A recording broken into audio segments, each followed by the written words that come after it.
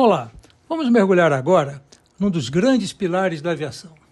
Muita gente se pergunta como ela se tornou tão segura. Pois bem, a resposta está num processo contínuo chamado identificação de perigos. E ele é a base do que a gente conhece como Sistema de Gerenciamento da Segurança Operacional, ou simplesmente SGSO. É uma ótima pergunta, não é? Afinal, voar é uma das formas mais seguras de se locomover hoje em dia. Mas olha, esse histórico de segurança impressionante não foi obra do acaso, de jeito nenhum. Foi, na verdade, uma longa jornada de muito aprendizado e constante evolução. É isso mesmo. Segurança não acontece por acidente.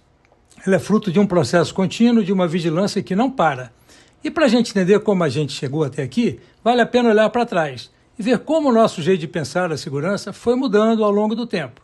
A nossa abordagem, ela mudou muito.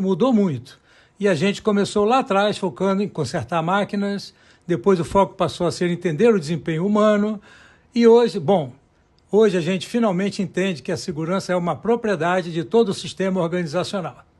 É uma mudança de perspectiva gigantesca. E essa visão sistêmica é absolutamente crucial. Por quê? Porque hoje ela está claro que o acidente raramente acontece por causa de um único erro, uma falha isolada. Na verdade, eles costumam ser o ponto final de uma cadeia de problemas, todos interligados e quase como um efeito dominó. Para quebrar essa corrente, a gente precisa entender cada elo dela. Certo. Então, para atuar como verdadeiros detetives da segurança, o primeiro passo é dominar o vocabulário. Vamos começar com dois termos que são fundamentais, mas que muita gente confunde: perigo e risco. É importante pensar no perigo como uma condição ou um objeto, algo que tem o potencial de causar um problema.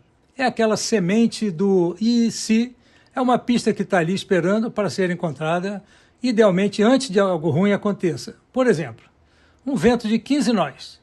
Sozinho, ele não é necessariamente um problema, mas em um contexto específico, como soprando através de uma pista de pouso, aí ele se torna um perigo. Ele passa a ter o potencial de causar uma saída de pista. Agora vamos para o risco. Se o perigo é o quê? O risco é a pergunta. E daí? O risco não é o perigo em si, ele é a nossa avaliação, a nossa análise de qual é a probabilidade daquele perigo causar um dano e, mais importante, qual a gravidade desse dano. Então, para fechar essa ideia, nós identificamos os perigos para poder gerenciar os riscos associados. É essa a lógica. Mas como que esses perigos conseguem se transformar em acidentes de verdade, mesmo com tantos sistemas de proteção? É aí que entra um modelo bem famoso para explicar isso. Ok, agora que a gente já sabe o que procurar, vem a grande questão. Como é que acidentes ainda acontecem? Num sistema com tantas camadas de segurança, a resposta, ou pelo menos uma ótima forma de visualizar a resposta, vem de uma analogia muito famosa na aviação, o modelo do queijo suíço. A ideia é imaginar que a segurança operacional é protegida por várias barreiras de defesa, uma atrás da outra, como se fossem fatias de queijo suíço. Um acidente só vai acontecer naquele raro momento em que todos os furos se alinham perfeitamente. Quando isso acontece, cria-se um caminho livre para a falha. E esses buracos no queijo representam dois tipos de falhas. As chamadas falhas ativas, são os atos inseguros, os erros que a gente vê acontecer ali, na linha de frente. Já as condições latentes são bem mais traiçoeiras. São problemas que estão escondidos no sistema, quietinhos, como verdadeiras armadilhas, esperando para serem disparadas.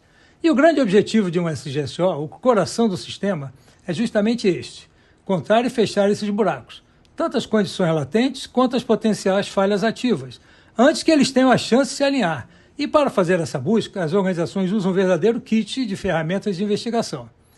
Basicamente, as organizações olham para o passado usando métodos reativos, olham para o presente com métodos proativos e tentam enxergar o futuro com os métodos preditivos.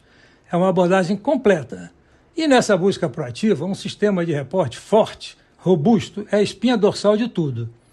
Mas essa informação, que é valiosíssima, ela só vem à tona se quem está lá na linha de frente, pilotos, mecânicos, controladores, se sentir à vontade de sentir seguro para reportar o que vê, sem nenhum medo de punição. Isso nos leva, inevitavelmente, ao elemento mais importante de todos: a cultura. Porque vamos ser sinceros, os melhores sistemas e as tecnologias mais avançadas do mundo não servem para nada sem as pessoas. E o ambiente certo para que tudo funcione é aqui que entra o conceito de cultura justa. O que é isso? É um ambiente onde existe uma linha muito clara que separa um erro honesto humano de uma violação intencional deliberada.